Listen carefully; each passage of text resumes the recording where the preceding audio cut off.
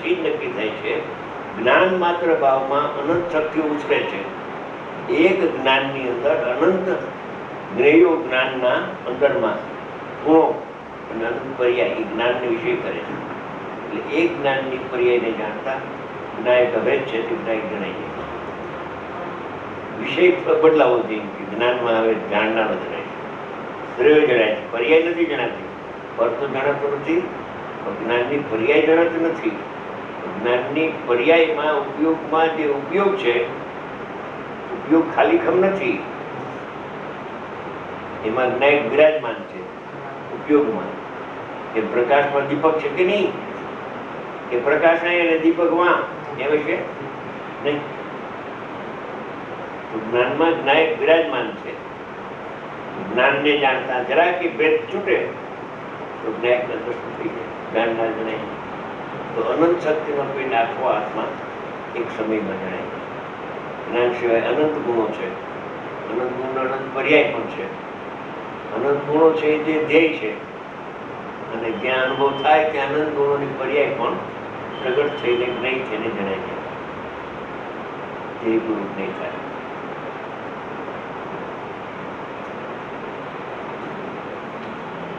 ચીઠીઓ લાવડે તો સારું, તો ચર્ચા ચાલે. આવતા રવિવારથી આપણે બંધ છે બોલવાનું. ચીઠીઓ આવશે તો કઈ ચર્ચા થશે, નહીંતર પોણો કલાક પછી આપણે ઉદાસ થઈ જાય. કડકાઈ થયા સિવાય તો બીજું ઉપાય નથી. હું થાકી જાઉં, હું કહું મારે રોજ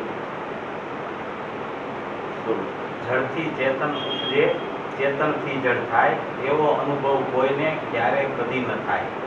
આત્મસિદ્ધિની આ ગાથા સમજાય. બરાબર.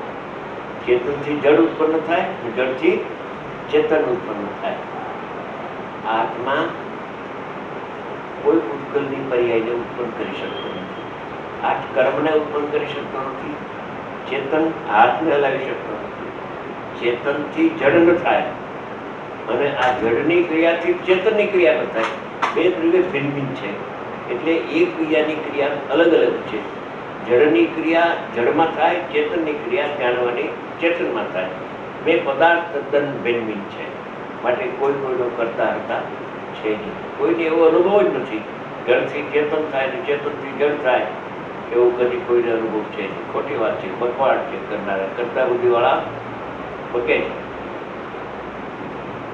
હું કરી દઉં, હું કરી દઉં, ખોટું છે. હવે એને બેસવું જોઈએ પોતાને. આંખનો ઓપરેશન સમય થાય એના, એને આ ડાક્ટર બેઠા પોતું ઉતાર્યું જ નથી ને અત્યાર સુધી ઉતરી ગયો. ઉતરે છે એ સાચી વાત. જળની ક્રિયા જળથી થાય છે, એ ચેતનથી થતી નથી. ભ્રાંતિ થઈ છે કે મેં મોતિયો ઉતરે મારા થયા, પછી મેં કાકડાનું ઓપરેશન કર્યું. બધા આવી જાય ને એમાં. આ રીતે જ બેઠા મારા દેખ દેખ બીજું બધું સારું થાય છે. અરે ભાઈ, ચેતનથી જળની ક્રિયા ન થાય અને જળની ક્રિયા કોઈ ચેતન ન કરે. બે વિપરીત પદાર્થ. જળ ભાવે જળ પરિણમે, ચેતન ચેતન ભાવ. કોઈ કોઈ પલટે નહીં, છોડી આપ સ્વભાવ. પોતાના નિજ સ્વભાવને કોઈ પદાર્થ છોડતો નથી. પાણી ગમે એટલું થાય, શીતળતા છોડતું નથી. પાણી એ વખતે ઠંડુ છે. પેલું પડખું સુરક્ષિત રહે છે, બીજા પડખામાં ફેરફાર થાય છે. હકીકત છે, બીજા પડખામાં ફેરફાર થાય છે. ગમે થાય પાછું ઠંડુ થાય. એ બે ફેરફાર શેમાં થયા? બીજા પડખામાં, પર્યાયમાં. પેલું પડતું તો ગરમ હતું ત્યારે એ ચીતો, અને અહીંયા ઠંડુ થયું તો ઠંડી વધી ગઈ એમાં, અને અહીંયા ગરમ થયું તો ઠંડી ઘટી ગઈ એમાં. થોડીક તો ઘટતી હશે ને. કેમ કે પાણી ગરમ થયું તો પાણી ગરમ થયું છે ને, તો પાણી ઠંડુ કેમ? કે પાણી નથી ગરમ થયું. પાણીની અવસ્થા અગ્નિના સંગે, નિમિત્તના સંગે નૈમિતિક થઈ છે. એ પાણીની સદ હેતુ પર્યાય છે. એ ગરમ થયું છે એ વિશેષમાં થાય છે. સામાન્ય સ્વભાવ જો ગરમ થઈ ગયો હોય તો પાછું ઠંડુ પાણી થાય જ નહીં. પર્યાયમાં પર્યાય તો ઠંડી થઈ જાય છે. પાછું અગ્નિથી જરાક દૂર રાખો, ઠંડુ થઈ જાય છે. જો પાણી ગરમ થયું હોય તો પર્યાય ઠંડી થાય જ નહીં. શું કહ્યું? પાણી ગરમ થઈ ગયું હોય તો પર્યાય ઠંડી થાય નહીં, પછી ગરમ જ રહ્યા કરે. એમાં સંસાર અવસ્થા જો દ્રવ્યની હોય તો સંસારનો કોઈ દેભાવ જ ન થાય, ભોગ કોઈનો ન થાય. માટે અવસ્થાનો પડખું જુદું છે અને દ્રવ્યનું પડખું જુદું છે. ખરેખર તો એકને બીજું અડતું નથી. શીતલ પાણીને ગરમ પાણીની અવસ્થા સ્પર્શ કરતી નથી અને ગરમ પાણીની અવસ્થા અગ્નિને સ્પર્શ કરતી નથી. અગ્નિથી ગરમ પાણી થયું નથી અને શીતળ સ્વભાવથી પર્યાય ગરમ થઈ નથી. આ શું કે નિમિત્તને માનો છો? હા, અમે નિમિત્તને માનીએ કે નિમિત્તથી પાણી ગરમ થયું નથી, એને નિમિત્તને માન્યું કહેવાય. અને અગ્નિથી પાણી ગરમ થયું છે એ નિમિત્તને ઉડાડે છે.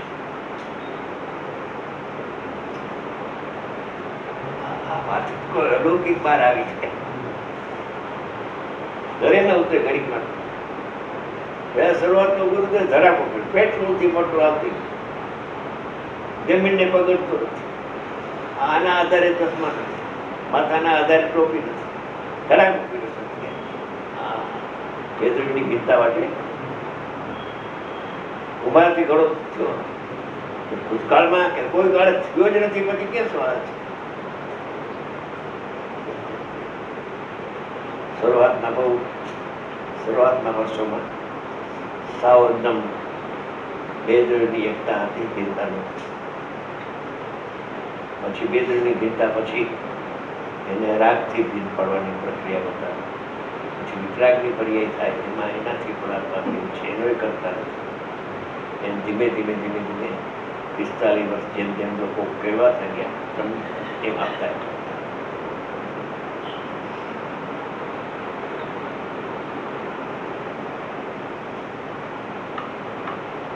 દ્રવ્યને પર્યાય વચ્ચે ભેદ નથી. પર્યાયની અસ્થિ પણ દ્રવ્યમાં એની નાસ્તિ. એવી મારી અસ્થિ, એનો અનુભવ એના મસ્તી.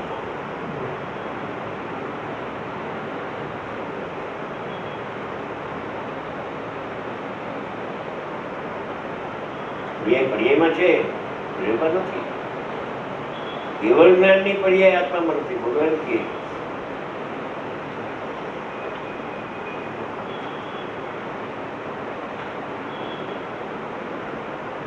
દ્રવ્યને જાણી ત્યારે કેવળ જ્ઞાન જણાય કે ના? અવસ્તુ જણાય કે ત્યાં સુધીની વાત કરી ગયા.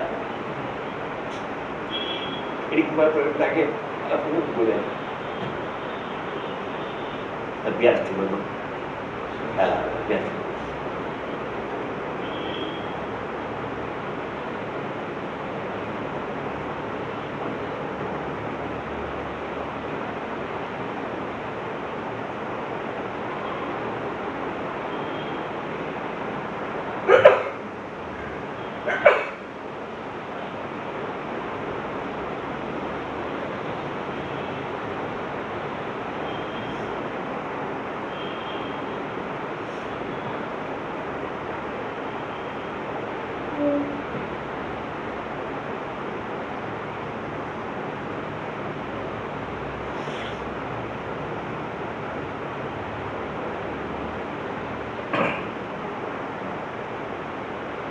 પરિણામ સ્વયં થાય છે એને કરે કોણ?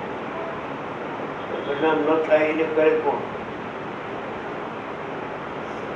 ક્યાં કરે છે? જ્ઞાન ના કરે છે. બધું સકહેતું છે આખું વિશ્વ.